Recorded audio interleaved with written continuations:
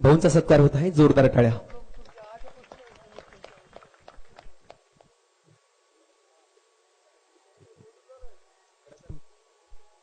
भाऊंचा वाढदिवस आहे. पुनश्च एकदा समितीच्या वतीनं वाढदिवसाच्या देखील भाऊंना लेट का होईना आपण शुभेच्छा. जोरदार टाळ्या. यानंतर छोटी व्याख्याती शिफा गफूर शेख.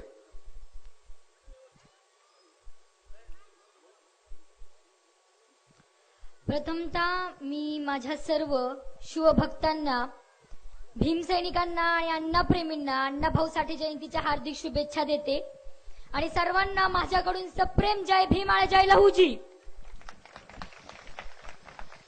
खर तर आज मला दोन गोष्टींचा फार अभिमान आणि आनंद वाटतो. पहिली गोष्ट, जसं की माझ्या भाऊंनी मला सांगितलं की आज आपण ज्या ठिकाणी हा कार्यक्रम साजरा करत आहोत, या ठिकाणी अण्णांनी आणि शाहीर अमर शेख यांनी देखील लोककलेतून लोकांचं प्रबोधन आणि आपल्या शाहिरीतून लोकांचं प्रबोधन केलेलं हे ठिकाण आहे. मी आपण सर्वांना म्हणजे तसेच मी दुसऱ्या गोष्टीचा मला या ठिकाणी अभिमान वाटतोय की मला आज अण्णांचे नातू मान्य श्री सचिन भाऊ साठे यांच्या समोर बोलण्याची संधी भेटते आणि आपल्यासारखे विचारवंत लोक, आपल्यासारखे विचारवंत श्रोते आज मला लाभले, हे देखील मी माझं नशीब समजते. आणखीन आज सर्व आयोजकांनी तसेच काकडे साहेबांनी आज मला इथे बोलवलं. प्रथमतः मी त्यांचे आभार मानते आणि मी माझ्या वाणीस सुरुवात करते. सर्वप्रथम तर शेतकऱ्याच्या मिरचीच्या देठालाही हात लावू नका, नाहीतर तुमचे हात कलम केले जातील, असं आपल्या प्रजास ठणकावूनच सांगणार आहे. आणि आजही ज्या युग पुरुषाचं नाव घेतलं तर आपल्या घराघरातली स्त्री म्हणते की माझंही पोराचाच जन्माला यावं, असं जगातील सर्वोत्तम पुत्र योद्धा छत्रपती शिवाजी महाराज. विद्येविना मती गेली, मतीविना नीती गेली, नीतीविना वित्त गेले, वित्ताविना शूद्र खचले आणि एवढे अनर्थ फक्त एका अविद्येने केले, अशा शब्दात विद्येचा गुणगौरव करणारे महात्मा ज्योतिबा फुले. अरे रयतेला जर कणभर काही झालं तर मला मुठभर त्रास होतो, राजामुळे रयत नाही तर रयतेमुळे राजा आहे, अशा शब्दात आपल्या रयतेचं महत्व पटवून सांगणारे रयतेचे राजा, रयतेचे कैवारी छत्रपती राजश्री शाहू महाराज. अरे गुलामाला गुलामगिरीची जाणीव करून द्या, गुलामाला गुलामगिरीची जाणीव करून द्या, म्हणजे तो बंडाकडे उठेल, असं तुम्हा सर्व तरुणांचं ठणकावून सांगणारे विश्वरत्न, भारतरत्न, कायदे पंडित, महामानव, भारताचे शिल्पकार डॉक्टर भीमराव रामजी आंबेडकर.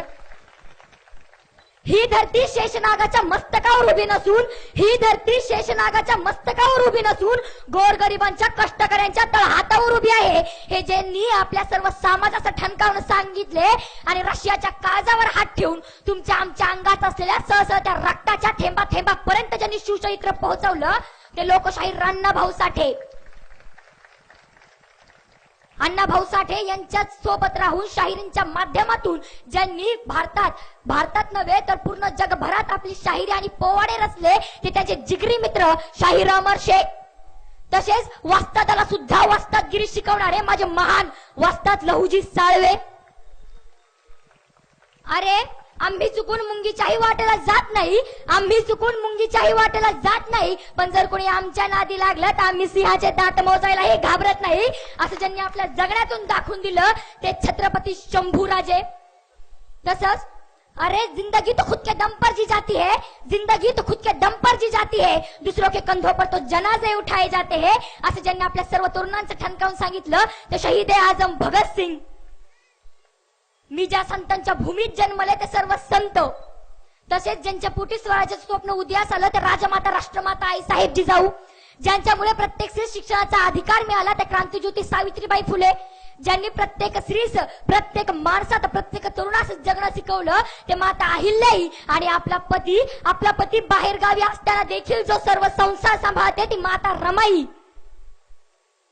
तसेच भारतातील म्हणल्या जाणाऱ्या पहिल्या श्री शिक्षिका फातेमा, तसेच भारतातील पहिली महिला शासक रझिया सुलतान यांना सर्वांना प्रथम अभिवादन करते आणि मी माझ्या वाणीस सुरुवात करते.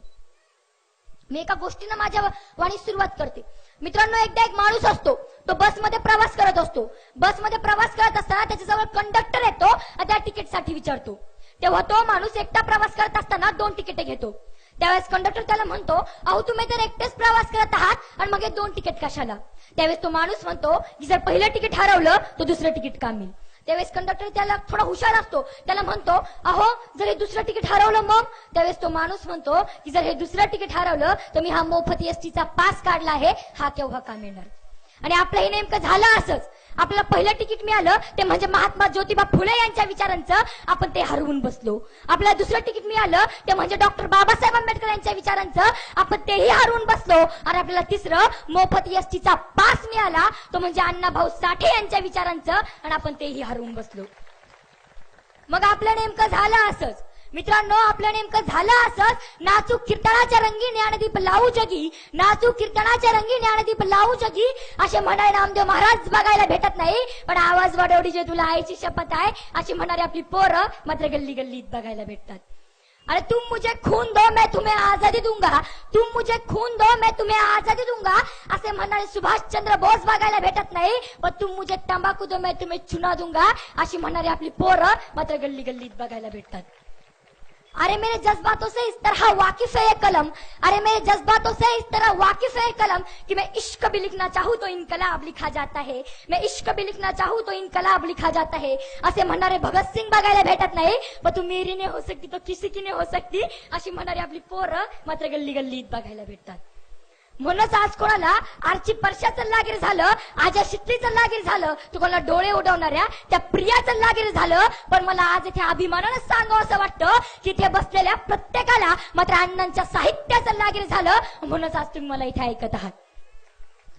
आणि हे महापुरुषांच्या विचारांचं लागीर होणं फार महत्वाची गोष्ट असते. जसा एखादा शिल्पकार एखाद्या शिल्पावर 1000 घाव घालून एखादा शिल्प तयार करतो, अशीच काही माणसं आपल्या समाजात असतात. त्यांचं जगणं हे समाजासाठी उरणं असतं आणि त्यांचं उरणं हे समाजासाठी जगणं असतं. अशी माणसं संघर्ष करतात समाजाच्या जगण्यासाठी, आणि अशा संघर्षातून आलेले अण्णाभाऊ साठे आणि डॉक्टर बाबासाहेब आंबेडकर. जेव्हा मला प्रश्न पडतो की हा इतिहास कुणी घडवला, तेव्हा माझ्या डोळ्यांसमोर अण्णाभाऊ साठे आणि बाबासाहेब आंबेडकर यांचा इतिहास उभा राहतो. मला या प्रश्नाचं उत्तर भेटतं की हा इतिहास घडवला तो शाहिरांच्या डफानं, घोड्याच्या टपानं, लखलखत्या तलवारीनं, शत्रूंच्या छाटणानं, हिरव्या हिरव्या शालीनं, सह्याद्रीच्या ढालीनं, अण्णांच्या लेखणीनं, बाबासाहेबांच्या बुद्धिमत्तेनेच. खरंच मित्रांनो सोपी गोष्ट नाहीये, फक्त 1.5 दिवस शाळेत जाणारे अण्णा 35 कादंबऱ्या, 21 कथासंग्रह, 12 लघुकथा लावणे असे कित्येक साहित्य रचतात. म्हणजे या माणसाची बुद्धिमत्ता ही कोणत्या लेवलची असेल याचा आपण विचार देखील करू शकत नाही. मग अण्णांचा जन्म, अरे 1 ऑगस्ट 1920 नंतर या भारताचा इतिहास काहीसा बदलणार होता. कारण 1 ऑगस्ट 1920 रोजी या भारताला, या महाराष्ट्राला या साहित्याची बुलंद तोप भेटणार होती. म्हणजेच 1 ऑगस्ट 1920 रोजी सांगली जिल्ह्यात वाळवा तालुक्यात वाटेगाव नावाच्या एका छोट्याशा खेडेगावात अण्णांचा जन्म झाला. बारशेच्या दिवशी त्यांचं नाव तुकाराम ठेवण्यात आलं. आणि तुकाराम महाराजांसारखा हाही तुकाराम साहित्याच्या क्षेत्रात काहीतरी उंचच भरारी घेणार होता. अरे बघता दिवस पलटायला जात आहेत. भुकेचा प्रश्न, पोटाचा प्रश्न निर्माण होतोय. आणि याच प्रश्नाच्या पोटी अण्णाभाऊंनी वाटेगाववरून मुंबई गाठलं. वाटेत वाटेल ते काम अण्णा करू लागले. आणि भांडे घासण्यापासून तिथे खालीचे दगड खाण्यापर्यंत, तर ते बूट पॉलिश करण्यापर्यंत वाटेल ते काम अण्णा करत होते. आणि असंच काम करता करता अण्णांच्या वाट्याला एक नवीन काम आलं. ते म्हणजे कोणताही नवीन सिनेमा आला की त्याची पोस्टर हे गल्ली बोळामध्ये लावायचे. अण्णा ती पोस्टर लावू लागली. लावता लावता त्यावर असणारी अक्षरे वाचण्याचा प्रयत्नही ते करू लागले. अरे र आहे, रला ऐकताना रा, ज आहे, जला ऐकताना जा, म्हणजे हा नक्की राजा असला पाहिजे. असंच राजा राजा राजा राजा वाचत वाचत अण्णा हे साहित्याच्या क्षेत्रातीलच राजा झाले. खरंच मित्रांनो अण्णांचं कर्तृत्व हे अतिशय महान कर्तृत्व. अरे अनेक शाहीर, अनेक कादंबरीकार, अनेक प्रसंग वर्णनकार या भारताने पाहिले, या भारताला भेटत गेले. पण लेखणीच्या माध्यमातून गरिबांचा, शोषितांचा, पीडितांचा आवाज उठवणारे एकच लेखक झाले, ते म्हणजे अण्णाभाऊ साठे. आणि हे अण्णांचं सगळ्या शाहिरांतून, सगळ्या लेखकांतून असलेलं सर्वात वेगळं काम आहे. अरे अण्णाभाऊंनी डॉक्टर बाबासाहेब आंबेडकर यांच्या झुंजार लेखणीला अर्पण फकीरा नावाची कादंबरी, या फकीरा नावाच्या कादंबरीला 1961 सालचा सर्वोत्कृष्ट कादंबरी अवॉर्ड भेटला. तसेच अण्णाभाऊ साठे यांनी बाबासाहेब आंबेडकर यांच्या झुंजार लेखणीला अर्पण फकीरा नावाच्या कादंबरीत अण्णा लिहितात की भीषण दुष्काळाच्या काळात ब्रिटिशांचा धान्य व खजिना लुटून गरीबात शोषितात आणि नुसत्या आपल्याच समाजात नाही तर पाटलाच्या वाड्यापर्यंत असलेल्या गरीब समाजात वाटप करणाऱ्या फकीरा नावाच्या एका लढाऊ माग समाजाच्या तरुणाची ती गोष्ट. अण्णांची दुसरी कादंबरी म्हणजे वैजयंता कादंबरी. अरे या वैजयंता कादंबरीमध्ये प्रथमच तमाशात काम करणाऱ्या कलावंत स्त्रियांचे शोषणाचे चित्रण आहे. तिसरी म्हणजे माकडीची माळ. अण्णाच्या माकडीची माळ ही जी कादंबरी आहे त्यात भटक्या विमुक्त समाजाच्या जीवनाचे अतिसूक्ष्म वर्णन करणारी भारतीय साहित्यातील पहिली कादंबरी आहे. आणि भारतीय साहित्यातील पहिली कादंबरी लिहिण्याचा मान हे माझे अण्णा मिळवतात ही आपल्यासाठी खूप अभिमानास्पद गोष्ट आहे. मला म्हणावं असं वाटतं की कर गुजर गए वो अन्ना थे, कर गुजर गए वो अन्ना थे, दुनिया को जगाने वाले वो अन्ना थे. हमने तो सिर्फ इतिहास पढ़ा है यारो, हमने तो सिर्फ इतिहास पढ़ा है यारो, इतिहास बनाने वाले तो मेरे अन्ना थे. खरंच मित्रांनो सोपी गोष्ट नाहीये. फक्त 1.5 दिवस शाळेत जाणारा माणूस, अरे 1.5 दिवस काय, त्यांना पहिल्या दिवशी गुरुजी छडी मारतात आणि त्यानंतर अण्णा शाळेतच नाही गेले म्हणजे 1.5 दिवस शाळून 1.5 अक्षरही अण्णा शाळेत शिकले नाही म्हणजे एकही दिवस शाळेत न जाणारा माणूस. ते किती 35 कादंबऱ्या, 21 कथासंग्रह, 12 लघुकथा, कित्येक लावण्या, कित्येक गण, म्हणजे एवढं काही साहित्य क्षेत्राचा धनी असलेला हा माणूस ज्याच्या भाषेचं भाषांतर 33 भाषात भाषांतरित झाले. आज जर आपल्या भारतात सर्वात जास्त प्रती कुठल्या भाषेच्या असतील, सर्वात जास्त प्रती कुठल्या भाषेच्या विकल्या जात असतील त्या म्हणजे इंग्रजीच्या. साधी गोष्ट नाहीये. महाराष्ट्रात राहणारा माणूस, सदरी टोपी घालणारा माणूस, चटणी भाकर खाणारा माणूस आणि या माणसाचं साहित्य ते इंग्रजी भाषेत भाषांतरित होत आहे आणि इंग्रजीच्या माणसाला त्या साहित्याची गरज भासते. म्हणजे काय कर्तृत्व असेल या माणसाचं. मला म्हणावं असं वाटतं की पैदा न होता वो मसीहात खुशियों का सिलसिला ना शुरू होता. अरे पैदा न होता वो मसीहात खुशियों का सिलसिला ना शुरू होता. बेरंग हो जाती ये जमीन आसमां का रंग नीला ना होता. अरे भारत देश तो कब का कंगाल हो जाता अगर मेरे बाबा साहेब और अण्णा भाऊ जैसा मसीहा न पैदा होता. खास मित्रांनो अण्णाभाऊ साठे हे संयुक्त महाराष्ट्र चळवळ घडून आणतात आणि आपली आर्थिक राजधानी मुंबई ही जी गुजरातला जोडली जाणार होती ती मात्र आपल्या महाराष्ट्रातच राहते. आणि जर ही मुंबई गुजरातला जोडली गेली असती तर आज आपल्या भारताची, आज आपल्या महाराष्ट्राची स्थिती काय राहिली असती याचा आपण विचार सुद्धा करू शकत नाही. आणि अण्णांनी संयुक्त महाराष्ट्र चळवळ घडून आणली आणि माझी मैना गावाकडे राहिली माझ्या जीवाची होते काहिली सारखी एक ठसके बाज लावणी अण्णा लिहितात आणि प्रत्येक तरुणात स्वाभिमान जगवतात आणि दाखवून देतात की मुंबई ही कोणाच्या बापाची नाहीये तर मुंबई ही आमच्या कर्तृत्वाची आहे. क्या बात आहे, जोरदार. अण्णांचं कर्तृत्व. मला बाबासाहेब आंबेडकर यांचं कर्तृत्व देखील यावेळेस आठवतं. अरे बाबासाहेबांनी देखील आपल्या भारतासाठी किती काही केलं. इतकं महान असं संविधान लिहिलं. मला म्हणावं असं वाटतं की अंधारच होतं नशिबी ज्यांच्या त्यांना प्रकाशाचं दान दिलं. तुमचे मानावे किती उपकार साहेब, तुम्ही संविधान दिलं. खास मित्रांनो माझे तरुण बरेच आज इथे उपस्थित आहेत. त्यांना म्हणावं असं वाटतं की आपण अण्णांचे पोवाडे, अण्णांचे गाणे बघा. काय गाणे रे आज आपले? तुला सोनं लागले का चांदी फेकली काय? काय काय गाणे आहेत का काय? अण्णांचं साहित्य वाचा, अण्णांचे रचलेले पोवाडे वाचा, त्यांचे गाणे बघा, लावण्या बघा आणि त्या पद्धतीनं देखील आपण घडवण्याचा प्रयत्न करा रे.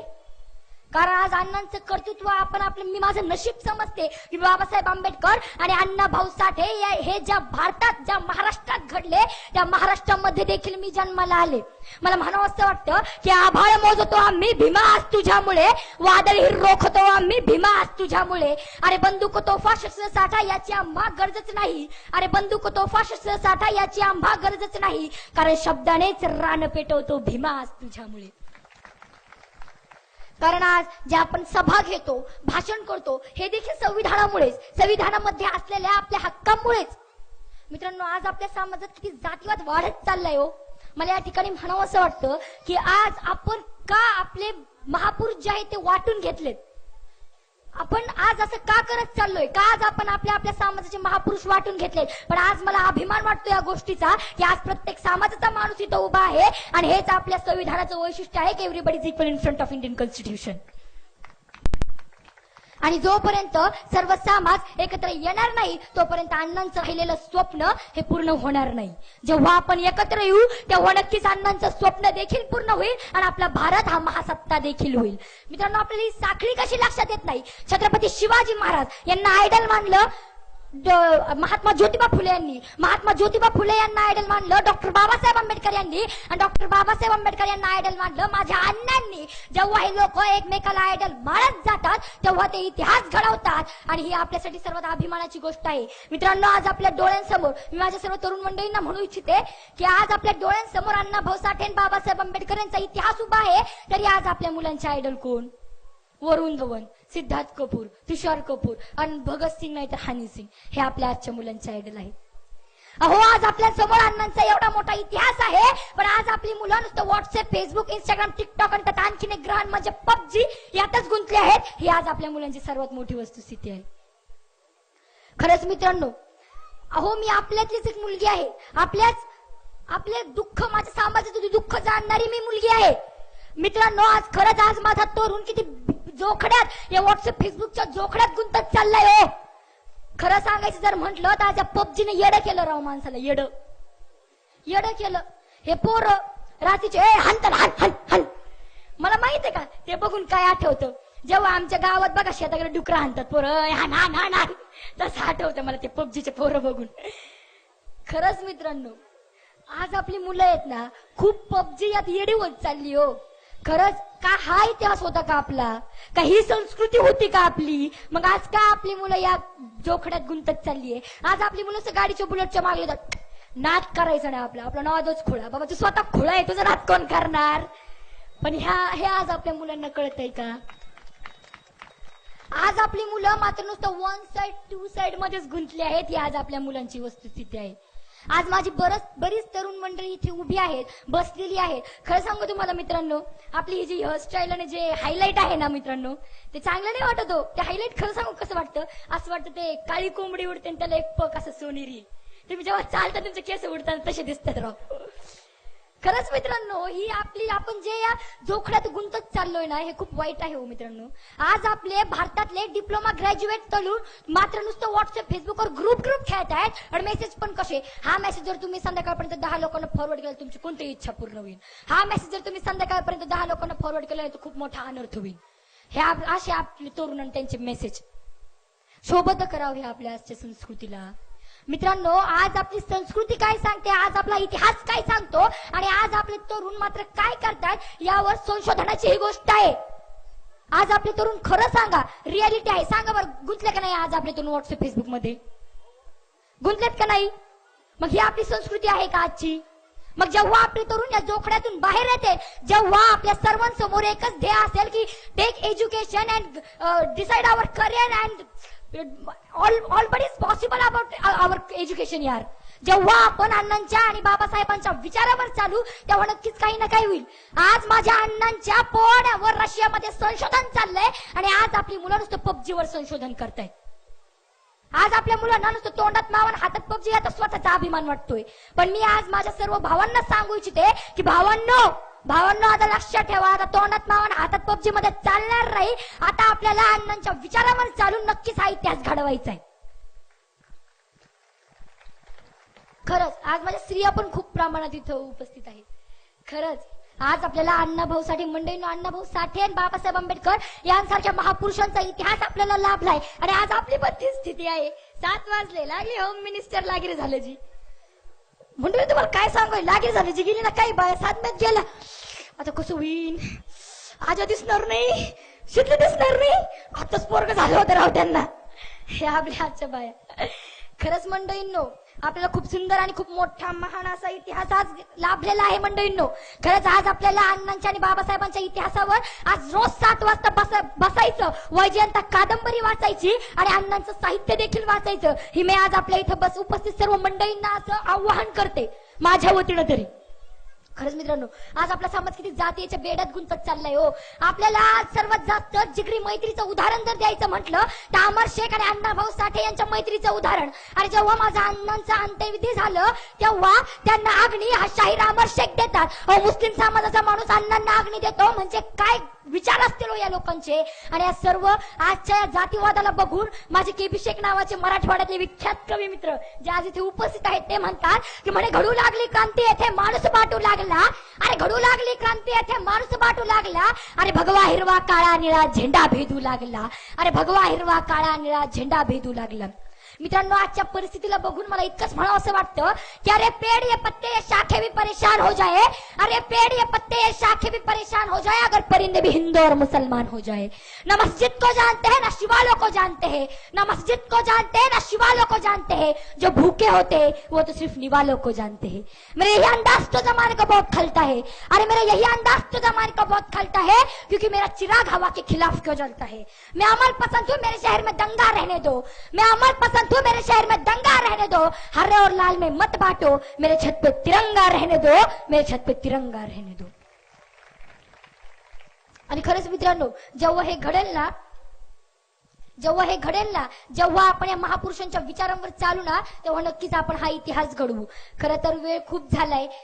साहेबांचं भाषण आपल्याला ऐकायचंय. खरंच मी तर भाग्य समजते की मला आज सचिन भाऊ समोर बोलण्याची संधी भेटली, आपल्या सर्वांच्या विचारवंतांसमोर बोलण्याची संधी भेटली. मी माझं भाग्य समजते. माझा वेळ संपलाय, त्यामुळे शेवट मी माझ्या ज्या भूमीत जन्मले त्या भूमीविषयी म्हणेल. त्याच्या अगोदर मी छत्रपती शिवराय आणि बाबासाहेब आंबेडकर यांच्यावर दोन ओळी म्हणू इच्छिते की अरे दोनच राजे इथे गाजले कोकण पुण्यभूमीवर. एक त्या रायगडावर, एक चौदार तळ्यावर. रायगडावर शिवरायांचा राज्याभिषेक झाला.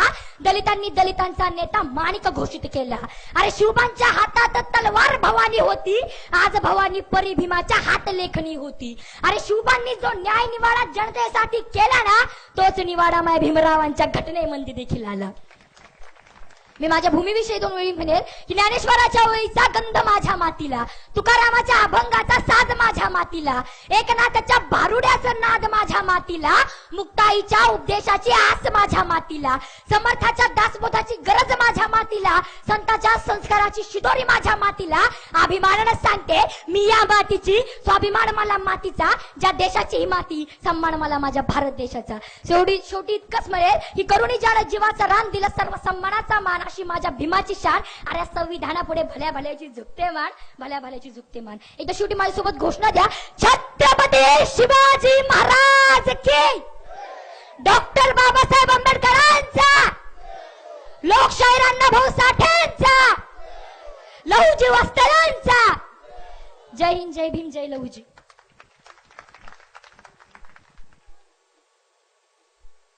एकदा शिफा दीदीसाठी जोरदार टाळ्या होऊन जाऊ द्या.